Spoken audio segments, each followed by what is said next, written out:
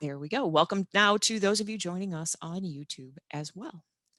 On the TCF side of things, we want to thank Itasca for sponsoring this webinar. Sponsors like Itasca help us to keep these webinars free for everybody. So contact me for more information on sponsoring if you have a company that would like to sponsor them or you know somebody who does. You can also help us to keep these webinars free.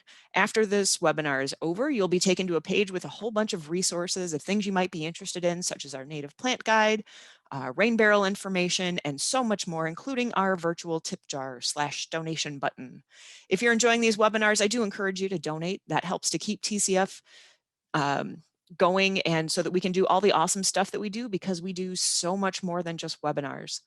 You can also check the box to become a member, and then you can enjoy our wide variety of members only stuff. If you are a member, by the way, you get in a day early to our native plant sale. We don't ship, so if you're local and can get to our native plant sale, if you're a member, you can order starting April 30th. Everybody else, ordering starts May 1st through 3rd, and then pick up on, I think, May 7th and 8th. So there you go. And also check out our virtual Earth Day benefit activities. We've got a lot of stuff going on, as I mentioned. We had our Will County event last night. That was great. There are still a few spots open for our Earth Day trivia night on the 20th. I will be your host as we compete for some awesome prizes. Our silent auction also opens tomorrow. We've got lots of great items and experiences up for bid, so check that out. And you can join us virtually for the big culminating part live, part virtual event on Earth Day. It is not to be missed, believe me. If you reserve your space now too, you can also get a campfire kit, and that's going to have TCF mugs and some tea and a hot cocoa bomb and kindling and all kinds of other stuff to enjoy while you watch. All right. As you may or may not know, we have been doing these webinars for over a year now, every single week. So we're going to keep going as long as people keep watching. So upcoming webinars, April 21st, we have Doing Your Part for Earth Day. You can learn about eco-friendly alternatives to pesticides, herbicides, etc., with the IPM Institute. And on April 28th, this one's going to be really cool. We will be joined by the National Park Service to talk about Operation Pollination, called Do You Like to Eat? And additionally, he's going to be joined by some folks from the I&M Canal. So we're going to learn a little bit about the history. The I&M Canal is a natural heritage site. And so it'll all fit together, and it's going to be really, really cool. A little bit of history, a little bit of nature. It's going to be great. I'm looking forward to it. All right, with that, now on to our main event. Let me get my presentation up here, and there we go. So this is Composting 101, and that is me, Jamie Vbach, the Will County Director. That's my email address and my desk line, even though I'm mostly working from home at this point. But if you leave me a message, it does go to my email, so I will get those as well. Email is always the easiest way to get a hold of me, though. All right, with the Conservation Foundation, this is our mission. We're out to improve the health of our communities. Yes, we work on open space. Yes, we work on watersheds and clean water, clean air, and all of that. But at the end of the day, we are talking about the health of our communities, our human communities, our natural communities. We are all about the communities. And we are also accredited. The Land Trust, we have a national organization for that, and they do accredit organizations that are doing things right financially, ecologically, all of that kind of stuff. So we are good to go there. So let's talk composting. What exactly is it? Well, composting is just taking stuff, organic material. And when we say organic, we don't mean, not using pesticides and stuff. We mean truly stuff that was living at some point in time, and breaking it all down and turning it back into soil.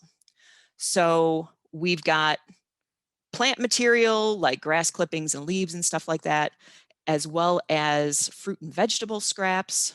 Take all of that stuff, let the microbes and everything work together on it to break it down and turn it back into soil. And I'm going to get a little pedantic here for a minute. We're not talking dirt. Dirt, as they call it, is basically dead. It's inert. It doesn't have anything really going on with it. Whereas soil means it's the dirt plus the microbes and everything, and it's actually kind of a living thing. And that is what helps to keep our plants healthy.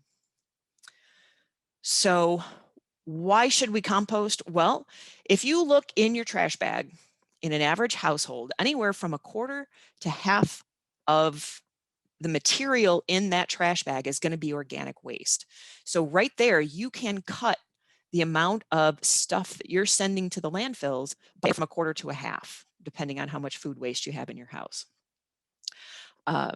Which is a big, big deal, right? You know, we all know, we've been hearing reduce your waste forever. Like ever since I was a kid, you know, we were all talking about, we don't want more landfills everywhere. So by reducing the amount of trash that you have, that helps everybody.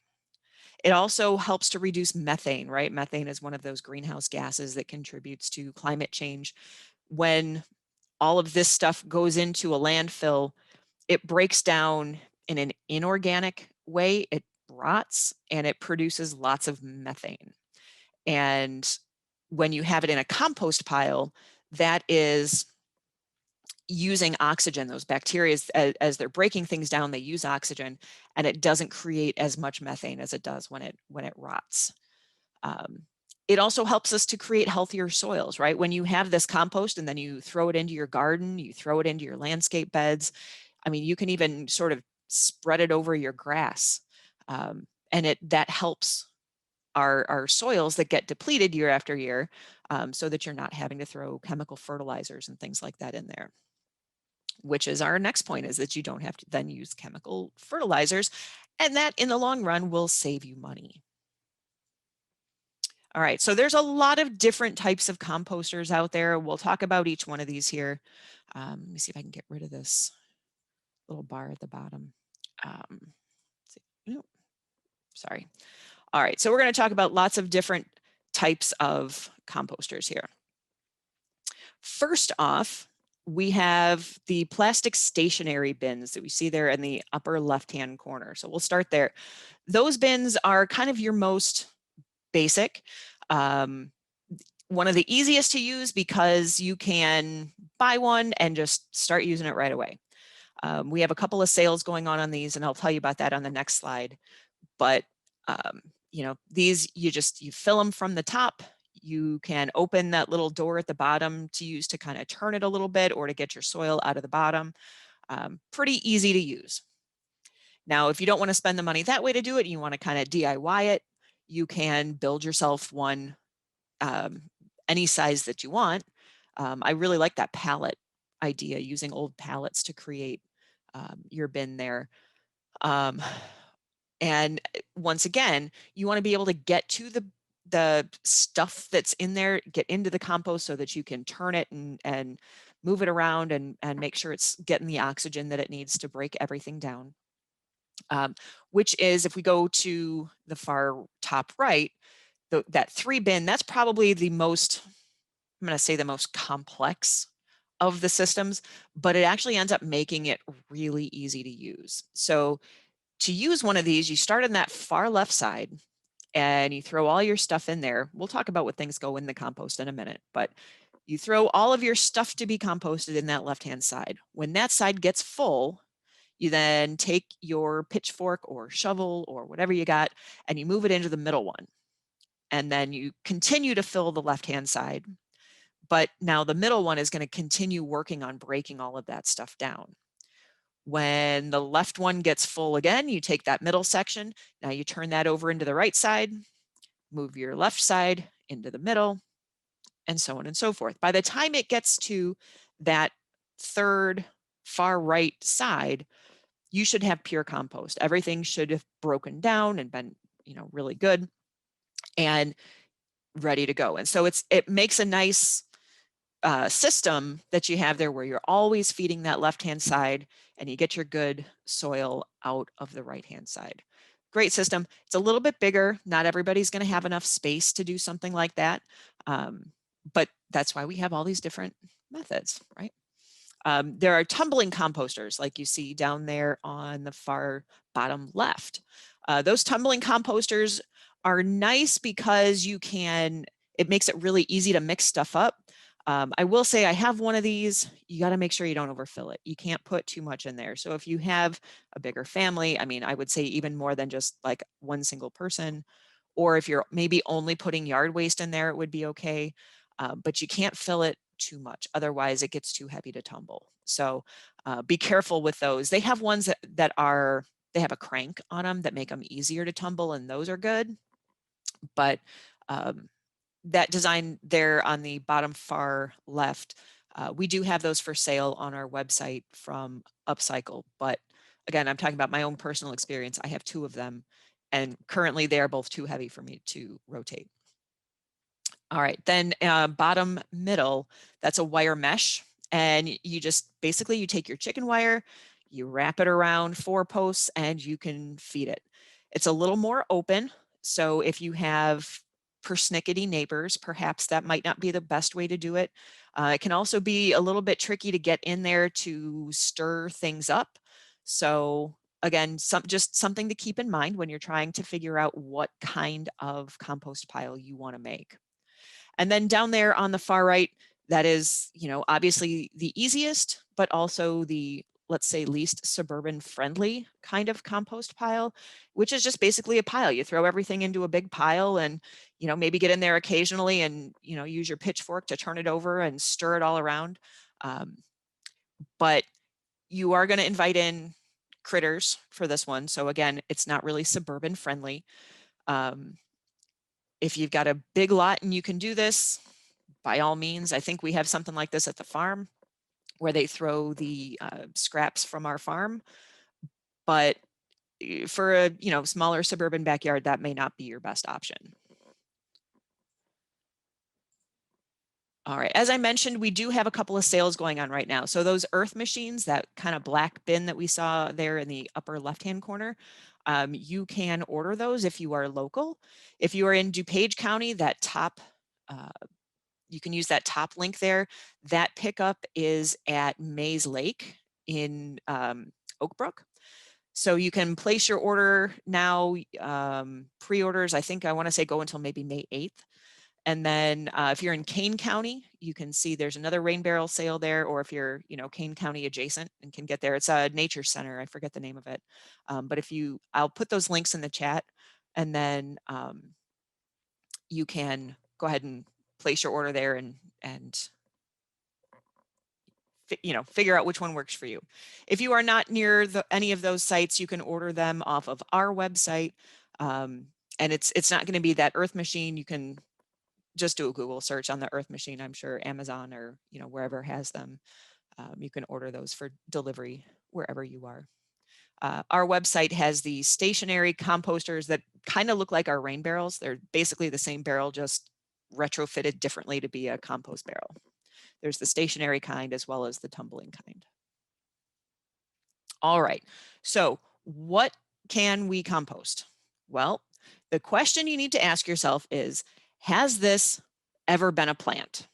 If the answer is yes, it can likely be composted. So all of your fruits and veggie scraps from the kitchen, you know, banana peels, that one wonky looking grape, the apple cores, careful with citrus. A little bit of citrus is okay. But if you get too much citrus in there, it can make it go a little acidic, which is not good for it. But, you know, a little bit's okay. But yeah, basically anything that has ever been a plant. Shredded paper is great. If you have one of those little paper shredders at home, you know, run all your junk mail through there and then throw it into your pile. It's great. Yard clippings, even cotton, right? Cotton balls, Q-tips, all of that stuff can go in there. Any, like cereal, oats that got bugs in them. I don't know, anything that in any point in its life has ever been a plant, that can all go in your compost. My compost tends to be really heavy on coffee. My husband and I are very big on coffee drinkers. And so your coffee grounds right along with that filter can all go right in their tea bags, as long as they're not the like the silky pyramid shaped tea bags, as long as they're that, you know, paper coffee filter looking tea bag, that can go in there. Loose tea, all of that can go in there. Yeah, anything that has ever been a plant goes in there. The caveats are, if you've got any yard clippings, if you have any diseased plant material, you probably don't want to put that in there because you don't want to spread those pathogens around your yard. So if you have any plants that have any kind of disease on them, get those out and put those in the trash. Also, things with seeds. Unless you can get your compost really hot, which can be a little bit tricky to do, any weeds that have seeds on them, you want to make sure those don't go in your compost either, because the last thing you want to do is spread those seeds around your yard. So clip off the seed heads, clip off any diseased plants, throw those out, but anything else that can go in your pile. If it came from an animal, it does not go in your pile. While all this stuff will break down, it will also attract pests. So, you know, you don't want to bring out the raccoons to your pile and have them spread your pile out across your yard. So any meat, dairy, cheese, all of that stuff, keep that out of your pile. You also want to keep out dog and cat waste. You know, kitty litter, don't put that in there. Bedding from hamsters and things like that, that's okay. You can put that stuff in there. But for the most part, if it came from an animal, you want to keep it out. Aged manure, so like from horses and things, that's actually okay. But again, because dogs and cats, a lot of their diet is meat or meat-based products, shouldn't go in there, right? If there's any pathogens or anything like that, you want to make sure you keep those out. Exceptions to this include eggshells. First off, eggshells are great for your compost. I usually kind of rinse mine a little bit after I, you know, crack it open, give it a little rinse, crush it up a little bit, and put it in my compost. Dog and cat hair, like after you brush out your dog, is okay if they've not been treated for you know, flea and tick. If you don't use the flea and tick medication on them, then it's okay. If you do use those on there, you probably shouldn't put those in your pile, because sometimes those residues can get in there and can kill off some of that good bacteria and stuff that you want in your piles. So if you use any kind of flea and tick medicine for your dogs, don't put their hair in there. But if you were giving yourself quarantine haircuts, put your own hair in there. That's great. Also, nail clippings. If you clip your nails or your toenails, those clippings can actually go in the compost too. Kind of gross, but hey, you can do it. So one of the things that's really important with your compost that we have to think of is the concept of greens and browns. So this is what's going to make your compost work. All right. Greens are basically things that are heavy in nitrogen. Browns are heavy in carbon. So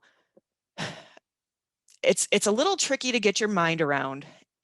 And I'm just going to say this right off the bat, this is not critical. All right.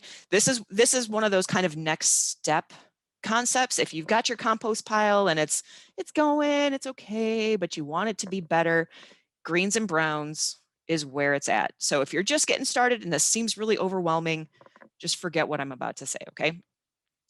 All right, so the idea of greens and browns is you want to have a mix of carbon and nitrogen, and that's what provides the food for the bacteria and the things that are breaking all of your stuff down.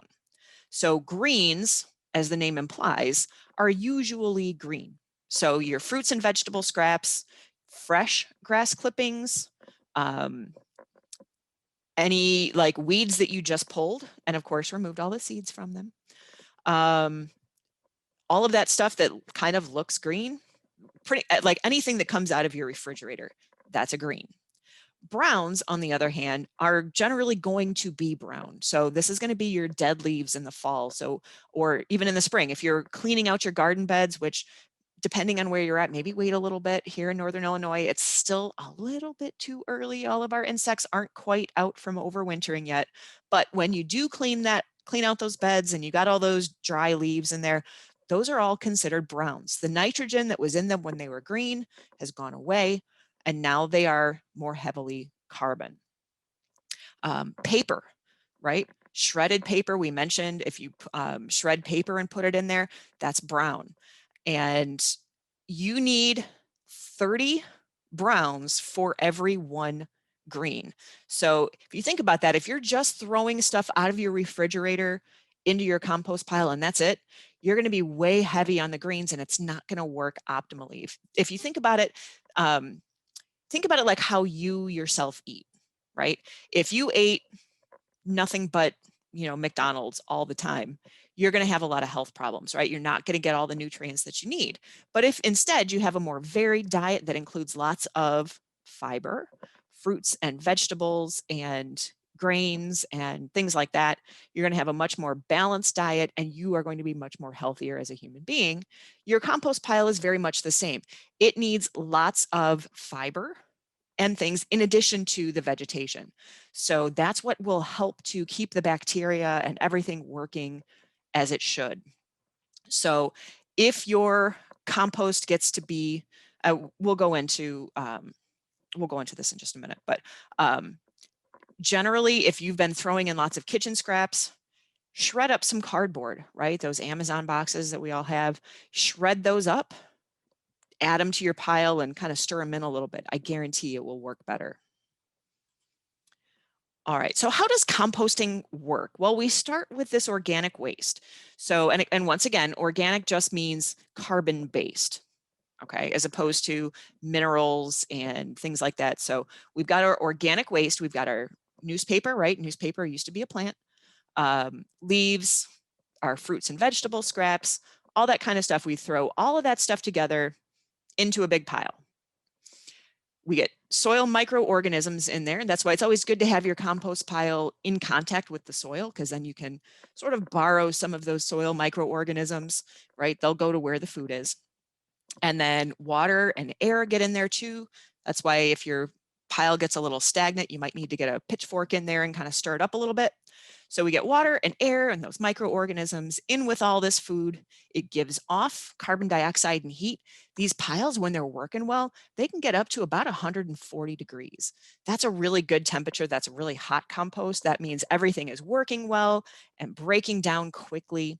And at the end of all of this, that's when we get our finished compost. So your compost, it's going to take a little while to work. If you've got your perfect mix of browns and greens in there, you may have finished compost in 2 months. If you are maybe a little too heavy on one or the other, it's going to kind of stagnate a little bit. It's not going to work as fast, and then it's going to be done in about a year. So once again, that's why having that balance is important. That helps it to work fast and work well. In addition, when you have a hot compost, when your compost is really working and really warm, the heat in there can kill off some of the seeds, some of the bugs and things. I had somebody ask me via email about aphids in there. If you happen to throw some plant material in there that had aphid eggs on it, if your compost is going really well and it heats up to where it's supposed to, it'll kill off of those eggs. So again, if the point of your garden is to help pollinators, wait until they go through all of their stuff. Don't clean up your garden so soon in the fall. Let everything stand. Here in Northern Illinois, we always say wait until about the middle of May. That's when most of our pollinators have come out, and you're pretty safe to start cleaning up. Otherwise, you may inadvertently clean up chrysalis or take those overwintering sites, those hollow stems that insects are overwintering in. So we want to make sure we don't do that. So we leave all of our beds messy, until about mid-May, and then you can clean them up and get the leaves out and cut down the old plant stems. But if you do that too soon and put them in your compost, it can heat up enough that it's going to kill all of that stuff. So So how do we know when our compost is done? Well, it's going to have kind of a dry, crumbly appearance. You're not going to be able to identify the scraps and things that are in there. Your volume is going to be reduced by 50 to 75%. So if you start with this big bin and you've got it all mounded and high up, it may compact down to this by the time it's done. And that's good, right? That's getting all of this stuff out of there, and that's when it's giving off that carbon dioxide and heat. That means everything is working really good in there too. So, and it should have an earthy smell to it. Compost shouldn't smell bad. There shouldn't be, really bad odors coming from it. If there is, that generally means you have a problem. So hopefully done right, respectful of your neighbors. If you have that issue, compost shouldn't cause a problem. So issues you might have with your compost, first of all, if it's too wet, you might have flies or, a lot of fruit flies and things like that hanging around it. Might smell bad, might look kind of slimy. It's going to just look like wet mud. That means you've got too much green in there generally. So the solution to that, very easy. Add browns, add dry leaves, add cardboard, add shredded paper. Get your pitchfork or your shovel in there, stir it up, turn it a little bit. That should help. That's really all it takes. So again, having that good mix of greens and browns will keep everything going as it should. If, on the other hand, it's too dry, you're going to notice like decomposition just seems to stop. The pile is just going to look the same day after day. The surface of it's going to be really dry. It's going to be it's just going to be dry. It's not going to be that like good moist soil. In that case, just add water, right? Get your garden hose out, get your rain barrel, bucket of water from your rain barrel, throw more greens in there. Anything like that, throw that in there. Again, give it a good stir. That should get things moving again. If it's too acidic, if like me, you're kind of addicted to grapefruit or those little mandarin oranges, and you throw too much stuff in there, that's going to create kind of a sour smell in your bin if it gets too acidic. In that case, reduce the citrus, just put it back in your trash again. And then you can also add wood ash to it. So not charcoal. Charcoal's got a lot of sulfur and other stuff in it that you don't really want in your bin, but just have a nice little campfire and then take some of that ash and throw it in there.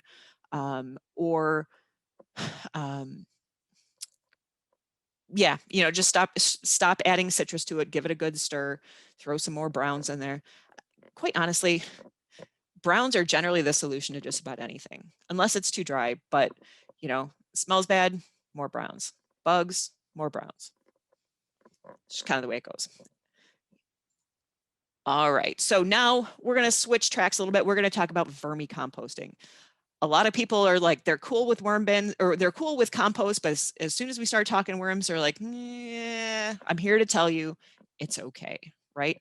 Having a vermicompost is very, very similar to having a regular outdoor compost, but it works even faster, and it's great for people who maybe don't have the yard space or have neighbors who are not cool with you having a compost pile. I have my vermicompost in my basement, and people are over all the time. Well, not lately, but when people come over, they have no idea. There's no smell to it. I know people who have these that keep them under their sink in their kitchen. There's no smell. There's should not be any bugs,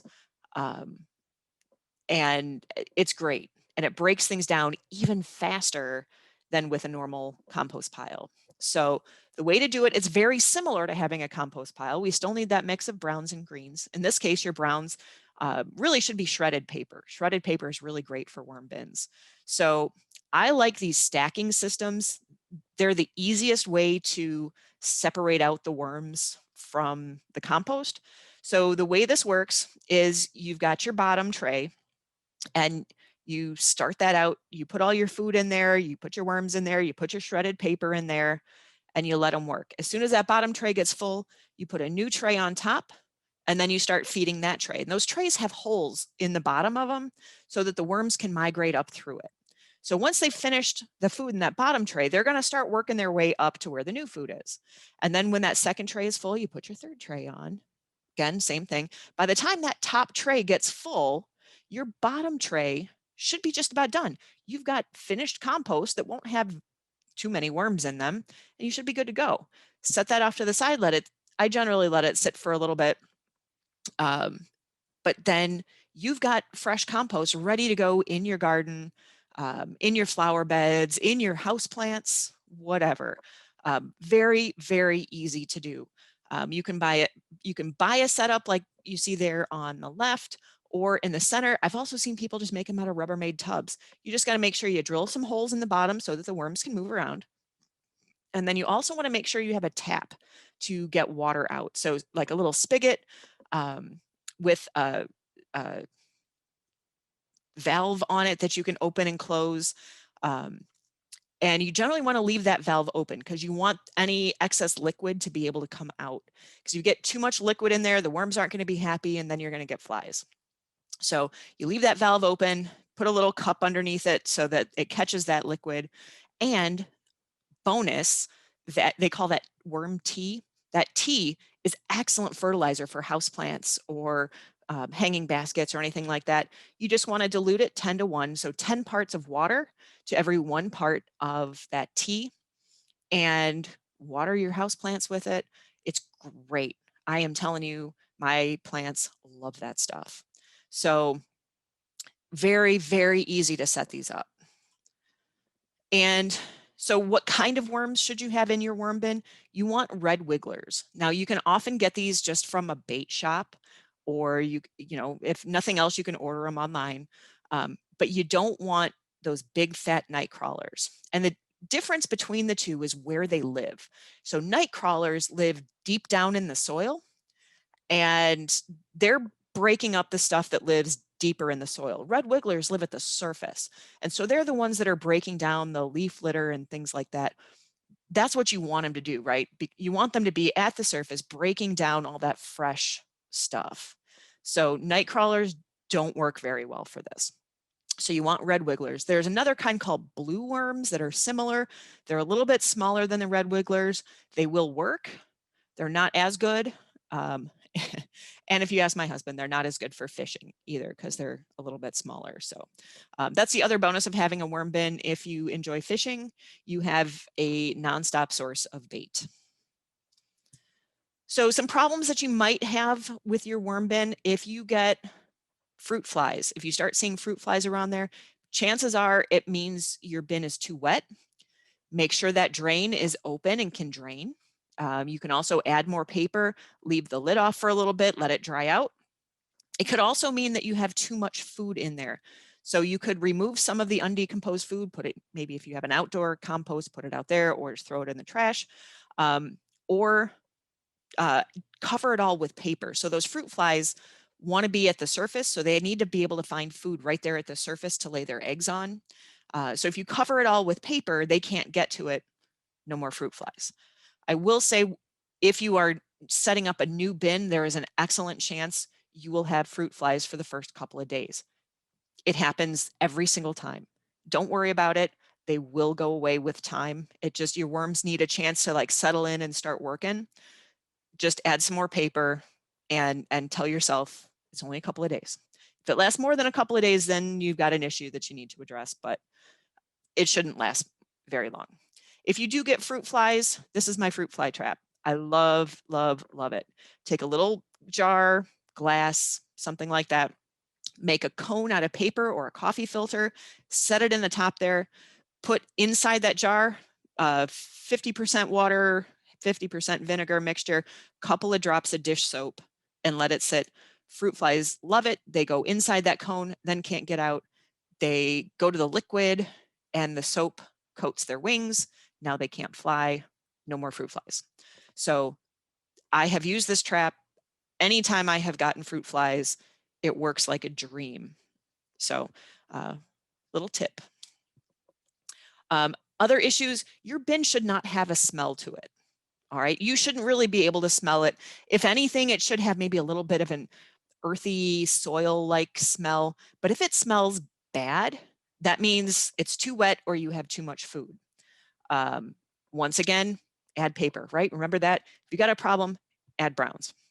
Again, open that drain, open your lid, try and dry it out a little bit, or you've just got too much food in there. The worms will generally reproduce to the amount of food you feed them. So if you put a lot of food in there, it'll take them a day or two to catch up because they got to lay eggs and, whatever. But, and then once you aren't adding so much food, like let's say you have a big party and you've got all this food left over afterwards and you put it all in there, you might have an issue for a couple of days because you added a lot of food in there. The worms will eventually catch up to it and then will die back to, their normal range. So just kind of how it goes. But like I said, 99% of the time, I have no issues with my bin at all. And I get tons and tons of great compost out of there. I can't believe I haven't added to my presentation. I've got this picture of a garden bed and. Oh, okay, good. Zoom actually just crashed on me. So my apologies, everybody. But we are back. Okay.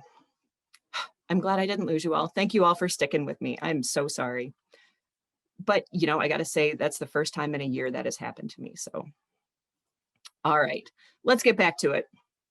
Thank you. Thank you for sticking with me. All right, here we go. So we were talking about, we've got issues with our worm bin.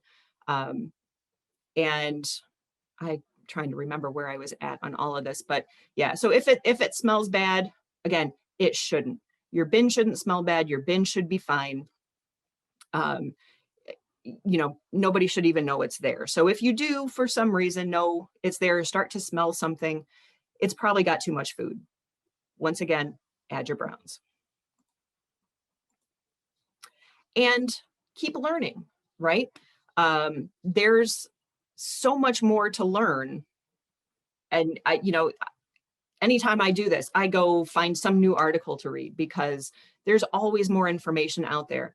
That Worms Eat My Garbage book is fantastic. And I think it may even be available as a PDF now too. So I know that's a great, great source for it. There's even a composting for dummies. And get your kids involved too, right? This is a great learning experience for kids. So there's tons of books out there for kids. Get the kids involved, get them learning how to do this.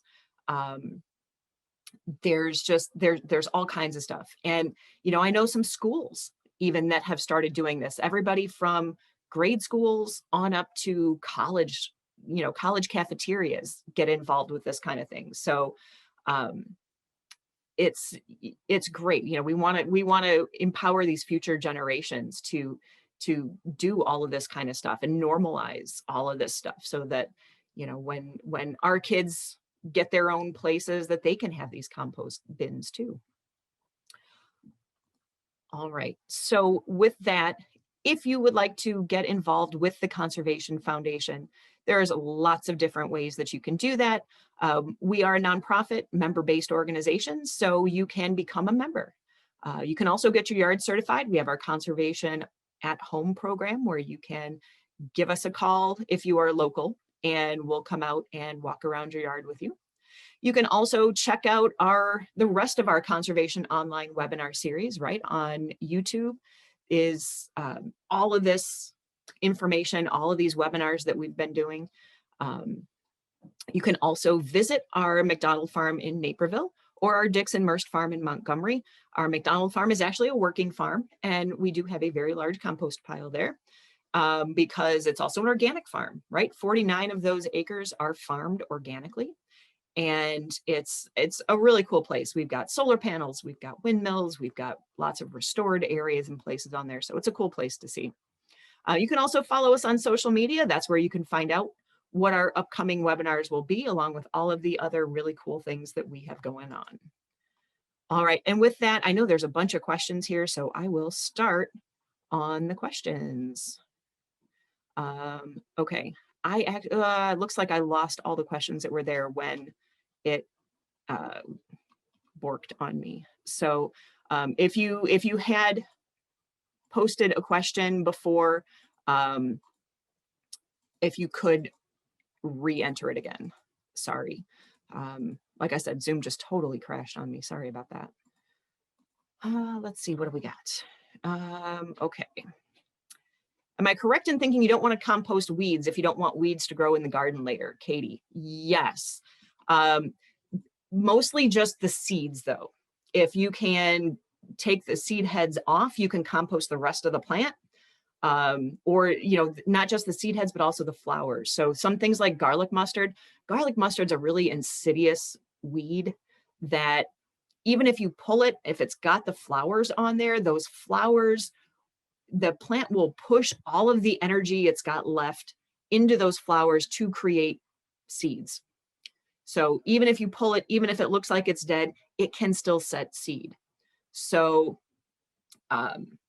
pull off the flower heads, pull off the seed heads, but you can compost the rest of the plant after that. Donna says, I read an article that onions and garlic shouldn't be put in the composter. I have not heard that. Probably like anything else, if there are too many in there, it could be an issue. But for the most part, I mean, as long as you have them mixed in there with everything else, I don't think they'd cause a problem. Anne says, does disease include leaf mold? Should I avoid leaves with black spots? Okay, we've got a couple issues here. Okay, if you are talking tar spot disease, which is a thing that maples will get that have those big black spots on them, that's called tar spot. And that is caused by, I forget exactly what it is, whether it's a virus or whatever, but those leaves you want to bag and throw away because those leaves will reinfect the tree over and over again. So if you have a maple tree that has that tar spot disease, that's a problem. You want to get rid of those, bag them up, put them in the trash. Leaf mold is actually a decomposing microbe that is actually good for compost, but it's a completely separate thing than black tar spot on maples. So when in doubt, don't compost it, but that's my answer there. Alicia says, if it's in a container, do you have to keep it moist? Generally, if you're adding enough greens, there will be enough residual moisture from those greens that will keep your compost moist enough as it is. That's again, the importance of having that even mix of green and brown in there. That will keep your compost pile moist enough, sorry for that word, without making it too wet. Lashana says, what about grass treated with fertilizer? Fertilizer should be fine. Generally, fertilizer is a mix of, nitrogen, phosphorus, and NP, calcium, maybe. I forget exactly what the other one. Fertilizer generally is fine, right? It's just nutrients that are going into the plant. Now, if you're putting other things on there, like herbicides, insecticides, things like that, then you maybe don't want that going in. But just fertilizer on its own is fine. It's all the other stuff that gets a little bit questionable because you don't want to kill off the good bacteria and the good decomposer insects that are in there working on your pile. Anne says, what should I do with extra compost like in the winter or if I just don't need it during the growing season? You can always just leave it there and let it keep building up. If you end up with like an excess of it, make friends, give it to neighbors. My favorite, put it up for free on any of those Facebook pages of, buy, sell, trade stuff, trade your neighbors for some plants.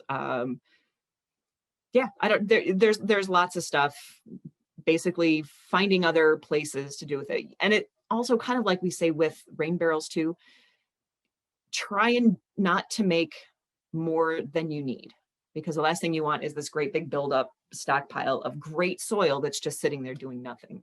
So if you're finding that you've got too much, maybe don't put quite so much into your compost pile. All right, food seeds, okay, tomato, pepper, etc.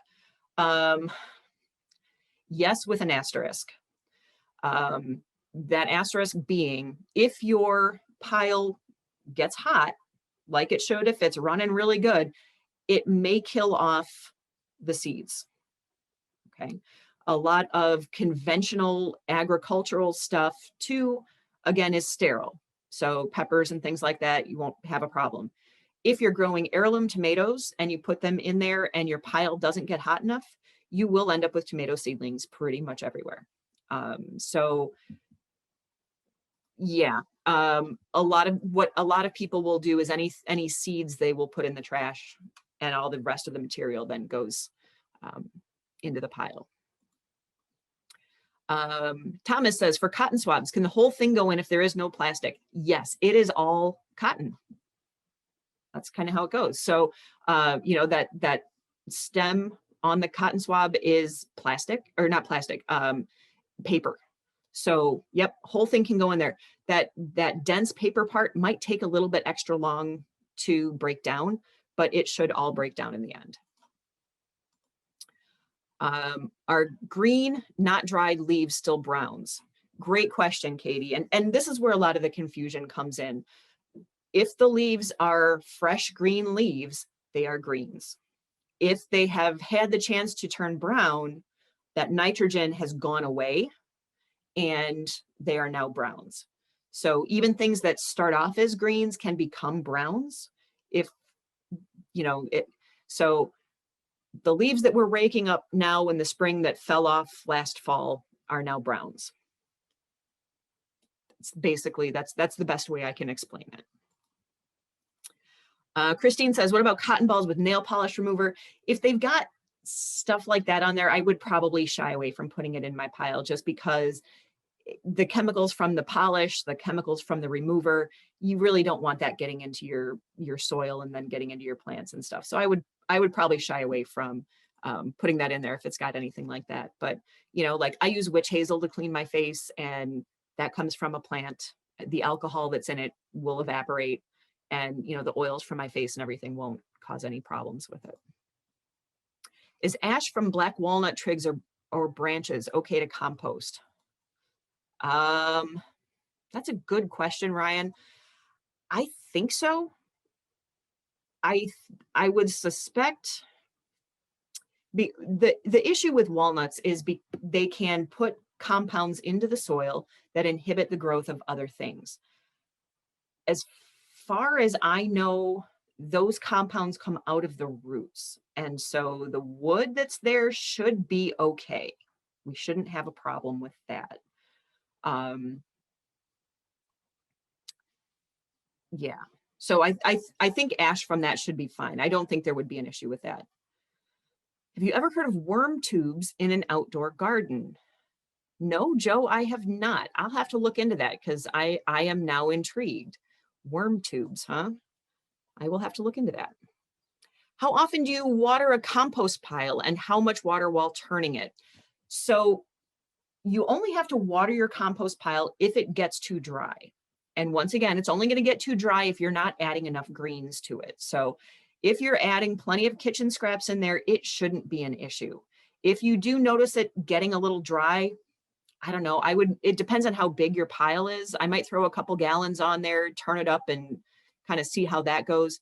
But again, as long as you're adding a good mix of greens in with your browns, you should be okay. All right, Scott says, I started a DIY bin last fall using a 5-gallon bin, drilled holes in it. Other than the volume, are there any drawbacks to something like this for entry-level composting?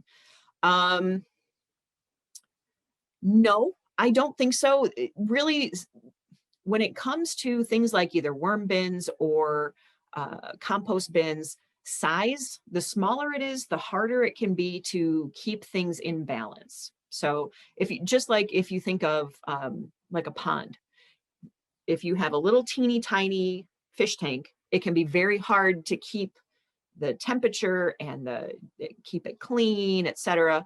As opposed to if you have a great big pond, those systems all work together much better. You have a little more leeway one way or another because of the size. So in a 5-gallon bin, that's a great entry-level way to start it. I don't see any problem with doing that. You may not get as hot as you would in a bigger bin or bigger setup. But as long as you've got stuff going, that's definitely a place to start. You might even try like a garbage can, like one of those big, if you got an old garbage can that has cracks in the bottom of it, that's a great way to start a compost bin too. Jennifer says, oh, this has been the best compost class. Thank you. She says she also drinks a lot of coffee too. Yes, in these uncertain times, coffee has been a great thing to have. Can you compost roots or moss? Yes, you can. You just maybe want to break up the roots a little bit, cut them up. Moss, I don't think there would be a problem. I think that would break down just fine. Just roots, know if the roots are still viable, they may continue to grow. I have cut pieces off of my pothos, one of my house plants, and those canes are notorious for rooting. And I've gone in there later and found it's actually started its own roots and started growing in the bin. So same thing with potatoes. If you put potatoes in there, you might want to chop them up a little bit so that they don't just start growing on their own. Let's see. Debbie says, I've had issues with eggshells in my worm compost. The worms actually don't move around as much. Won't be putting them in there. Understandable. Yeah, so they work well. I do put them in mine. They're just better if you break them up a little bit more. That's all. The worms don't necessarily eat them. They just sort of break down in the bins. But yeah, they definitely go well in an outdoor bin. Let's see. Debbie says, in my worm bin, it's always too wet. I add paper, but even the complete compost is really wet. If I let it dry out, it turns rock solid. So worm bins should generally be a little bit more wet than an outdoor bin. It's just kind of how it goes.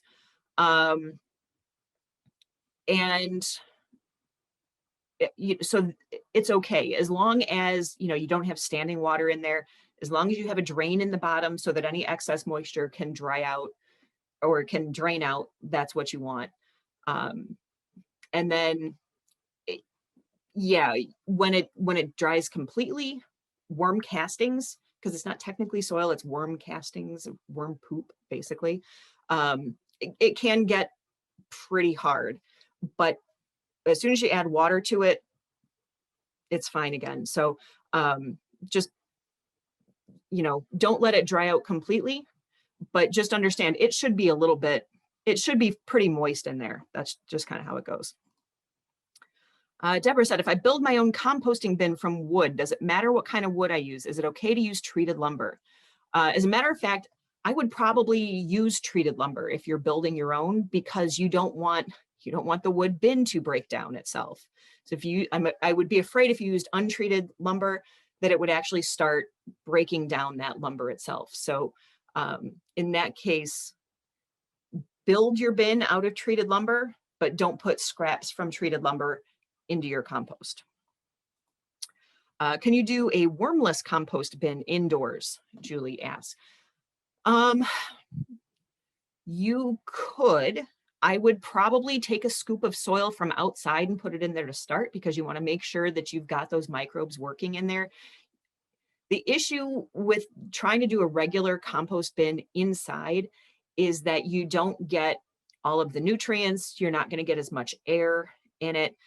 You would have to make sure you're turning it pretty regularly to keep air flowing in there. I think it would be a little tricky to do. It's not to say you couldn't. But if you're going to go that far, just add the worms to it, because you will be much happier, I think. Yeah. How often to turn the compost and how to do so in one of the plastic stationary bins. So great question, SB. To turn the compost, so if you have the earth machine, like we showed that picture of, you can open the door in the bottom, stick a shovel in there, pull out a scoop, and dump it back on top. Do that a couple of times. That'll help to mix it up a little bit. It all depends on the type of bin you have. But most of them have that kind of door at the bottom. Many of them too, if you go in through the top, just kind of stick a shovel in there and sort of stir it like you're a witch stirring your brew. Just kind of stir it up in there, and that'll get everything mixed around in there too. Let's see. Anonymous says, we were given a compost tumbler a number of years ago, adding and tumbling, but it seems the leaves take forever to break down. Our brown is mostly shredded leaves. Started adding shredded paper, but when I open the tumbler, I see seeds sprouting in it. I'm thinking there's too much air. It could be, but it sounds like maybe you're missing some of the greens. So remember, you have to have that mix of brown and green in there to really get it breaking down. Otherwise, it sort of just sits there doing nothing. And so you want to make sure you're throwing some kitchen scraps in there, throwing some, just some non-brown stuff in there, because your leaves are going to be brown, your paper is going to be brown. So you want to make sure you're getting enough greens in there to really keep it going. Because it also sounds like if it's not going, it's not getting hot enough in there, and that's going to allow stuff to sprout as well. All right, tips on small containers to keep scraps indoors. Great idea. Great question, Katie. So I have just a stainless steel container on my counter. It's got biodegradable bags in it, which apparently those don't break down quite so well in the worm bins. If you're putting them in an outside bin, it's okay. For worm bins, don't put those, even though they're biodegradable, the worms don't like them and they hold moisture weird, and I don't advise those for worm bins. But those so I've got one of those little biodegradable bags in there. Throw all the scraps in there. It's got a filter in the top so that it keeps the smell out, and the lid fits kind of tight on there too. And then when that gets full, take it out. I have also in the past, I had an old pot like for the stove that I had scorched the bottom on there, and instead of throwing it out, I just left that on the counter, put my scraps in there. It had a nice tight fitting lid to it, that nice handle, so that, when you're taking it out, it was easy to carry. If you don't want to keep it out on your counter, keeping it in the fridge is okay. Keeping it in the freezer is even better. I know some people will take like a bread bag or a Ziploc bag or something like that, throw everything in there, seal it back up, throw it in the freezer, and then when it's full, then you can take that out. But the other thing about the freezer, I know people sometimes they'll do that with worm bins. You do need to let it thaw, because you don't want to put something that cold into your worm bin right away. But the upside of that is if there are any fruit fly eggs, things like that on there, it'll kill those off so they don't end up in your bin. Any way to accelerate your compost? Chris wants to know. Basically heat. That's the thing. If you've got that right mix of green and brown, it's got enough air, that will cause it to heat up inside, and that'll cause it to go faster. It only goes so slow when you don't have that right mix of green and brown in there. Also, worms. As I mentioned, worm bins go much faster than a regular compost pile outside. Those are basically the only ways that I know of to really accelerate it. Alicia says, can you add earthworms to the pile? Again, it depends on the kind of worm. I wouldn't do night crawlers, but red wigglers, you can. So this is kind of interesting. I didn't mention this before, but worms are actually an invasive species here in North America. They're not native to here. The settlers from Europe who came over, brought plants and things like that with them, actually brought earthworms here. And so you want to try to get as few like red wigglers out into your garden as possible, because you don't want too many of those in there if you've got worms. So I don't know that I would add worms to an outdoor pile. Quite honestly, most of them are probably just going to escape anyway. Let's see. Darcy says, there are compost starters available to purchase. Are they good to help speed the process? They can be. Again, if you've got your pile, if you've got it started right, if it's in contact with your soil already, you probably have everything that you need to get going. I imagine if you're in an area that has really depleted soil, or there's, not a lot of stuff going on in there, which, by the way, you have no way of knowing without, doing some hardcore microbiology on them. It probably doesn't hurt anything. I'm not sure that it's going to help too much. I've never tried it, but I've also never needed it. Laura says, I've heard different things about pine needles. Yeah, I have too. Some sources say they're okay. Some sources say they're not. Again, pine trees are another one of those things that have they put out chemicals that inhibit the growth of other plants around their base. That may be coming from the needles. It may be coming from the fact that the needles form such a thick mat on the ground underneath the trees. I'm not really sure. I'm not 100% certain on that.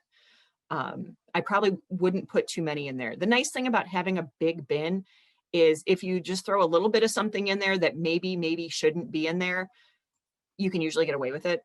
It's, you know, if you're throwing shovelful after shovelful after shovelful in there, that's probably not good.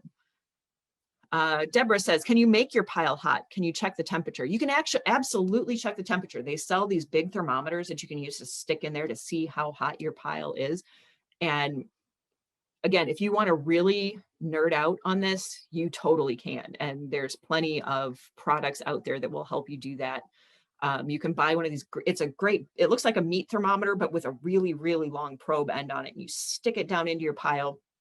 And as I said, it can get up to probably about 140 degrees. And that means it's going really, really well. If you turn your pile and check it again the next day and it's under 100 degrees, that generally means it's done. Unless you can see lots of big bits of things in there, in which case you're probably, you don't have a good mix of brown and green again. But yeah, the better your mix of brown and green are, the better, the hotter your compost will be. Let's see, Darcy wants to know, how often should it be turned? You know, when you get to it. It's not one of those things where like you have to turn it every week. I don't know, maybe once a month. In the summertime. In the wintertime, I wouldn't even worry about it because at least here in the Midwest, nothing's really happening in the winter. You know, you throw all your stuff on there, not much is going to happen to it because everything's frozen. So, you know, in the summertime, every few weeks, once a month, something like that.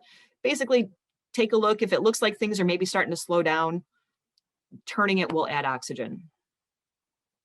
Nancy says, our compost bin is a metal garbage container with holes drilled into it at multiple levels. Should this work? It should. Again, you want to make sure you've got some good microbial activity going on in there. If you're finding that you're not, then maybe throw in a shovelful of just regular soil out of the garden. That might have the right bacterial mix, microbes, little decomposer critters in there. Get all of those things going in there, and that should help it decompose. Now, if you keep the lid on, it may not get enough oxygen into it, in which case it will go anaerobic. And when it goes anaerobic, that's when you're going to start to get smells and stuff like that. So I think if you're doing it in that big metal garbage container, that's fine. I'd leave the lid off though. All right, let's see what else. How thin or thick can I spread compost in my garden? I know my bin is too small for my entire garden. Really, anything that you put in there is good. I don't know that there's a recommendation. A lot would have to do with the soil in your garden. If you've had like the same garden in the same spot for 20 years, you could probably do with a little bit more in there again, right? It depends on how depleted the soil is in there. Because really all you're doing is you're adding nutrients and you're adding organic material in there, and you know, you're giving it a shot of vitamins effectively. Is it good or bad to sprinkle coffee grounds directly over garden beds? That's perfectly fine. Again, they're going to decompose. I don't know that I would do it a lot. Again, moderation in everything when it comes to all this stuff. You know, if you are going to Starbucks every day and getting one of their bags of grounds, because that's a cool thing, you can get a bag of spent grounds from Starbucks for your compost. It's good stuff. You know, if you're doing that every day, that's probably a bit too much, right? Just like us, we can have too much coffee. I think plants probably do too. Some people say coffee grounds are good to help keep down some, like some of the bad bugs. I don't know if that's true or not. I've heard it. I don't have direct experience with it, so I don't know. But they, you know, it's certainly not bad. Let's see. Is it true that adding shrimp shells will help kill nematodes? That is a great question, Carol. I have no idea. I've never tried that. I have heard that eggshells are good for killing insects in your garden. So, things like pill bugs and other little soft-bodied things in your garden that you don't want eating your plants. I have not heard anything about shrimp shells before. I'm gonna have to look into that. Is chicken manure with their bedding okay since it's green and brown? Yes, Jennifer, chicken manure is fine. Like I said, horse manure, cow manure, those are fine for your compost.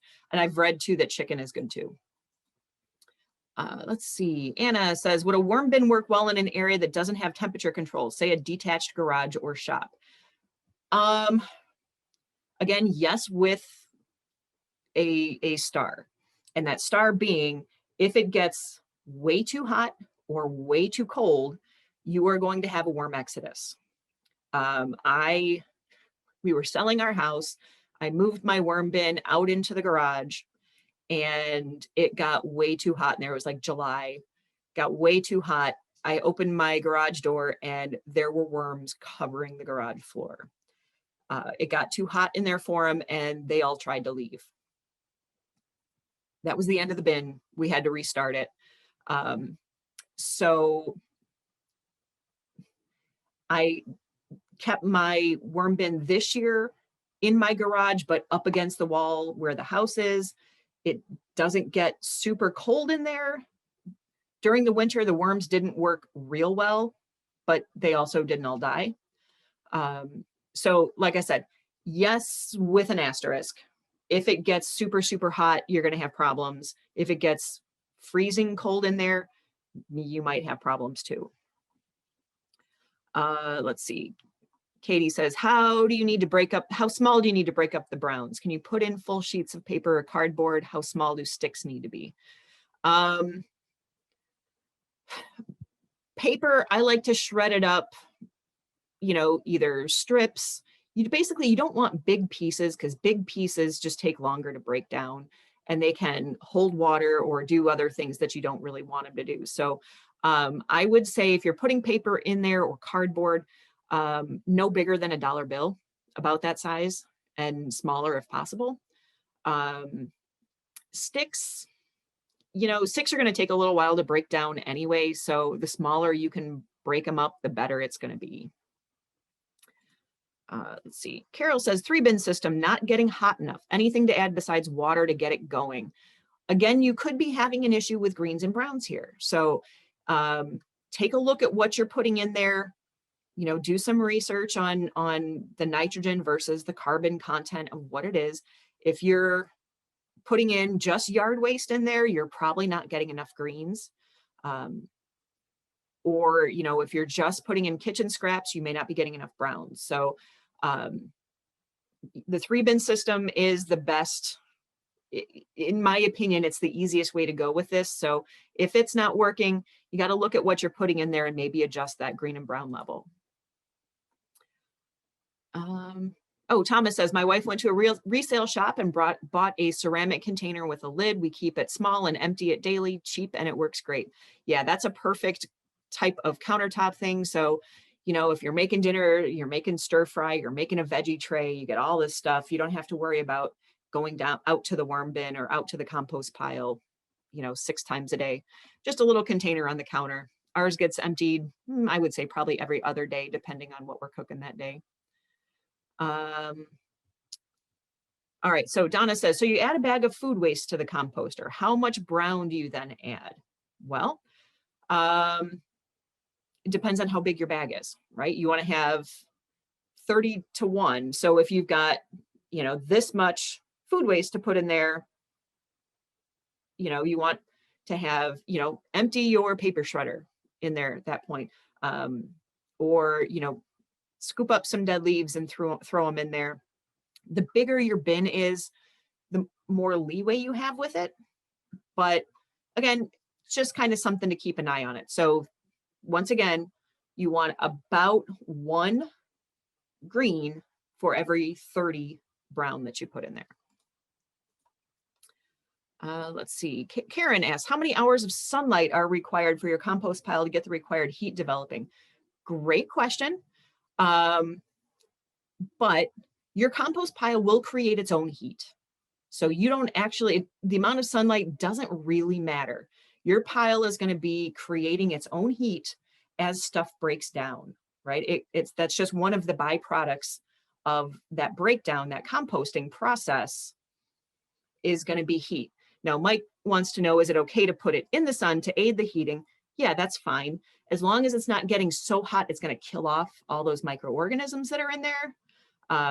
But, you know, mine is in a sunny area. It gets sun throughout the day, and I've never really had a problem with it. All right, Carol says, with the 3-bin system, could you give more detail on when to move from bin 1 to 2 and 2 to 3? Very easy. When bin 1 is full, move it to bin 2. Start filling bin 1 again. When bin 1 gets full, move bin 2, move bin 1 to bin 2, and start over again. So it's not even so much you got to worry about what it looks like or what's going on in the bin. It's just when it gets full, move it. All right. Kathy wants to know, what about the ink on the paper? Most inks in newspaper and things like that are soy-based anymore, so they're totally fine. Generally, the one thing you don't want to put in there are glossy paper like magazines. They're okay, but some of those inks can cause issues. So generally, I try to leave magazines and shiny paper out of my compost. But that can go in your recycling.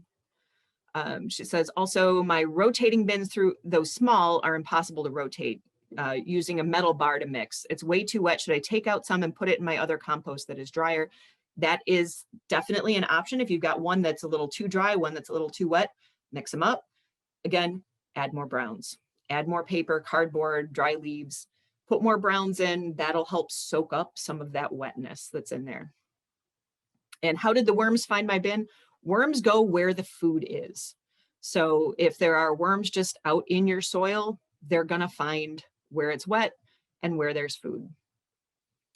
Dolores says, I read that uncomposted coffee grounds may prohibit plant growth. I haven't heard that. And I've heard people sprinkling them out to inhibit insect growth, or, you know, to inhibit the insects. I don't know about inhibiting plant growth. I haven't read that. It's entirely possible, but they are perfectly fine to throw in your compost. Let's see, Debbie says, I found putting my worms outdoors and bringing them in caused more extraneous bugs. They stay in the basement with no problems.